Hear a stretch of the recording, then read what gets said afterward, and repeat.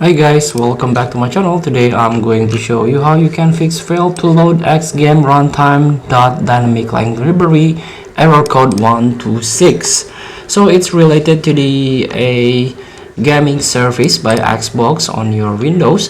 You can try to uninstall and reinstall the gaming service. Here you can use this administrator PowerShell. So here you can copy this command line and hit enter after each.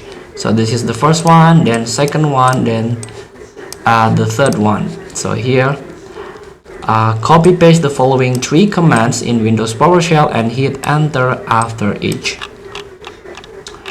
And of course you can update apps from the Microsoft Store. You can go to the Microsoft Store and get the updates.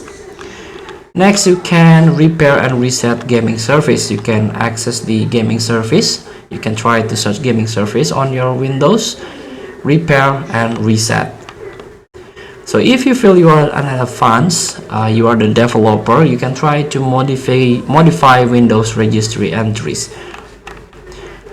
Feel free to try. Thank you for watching. Don't forget to comment, like and subscribe. There's a link button below. See you.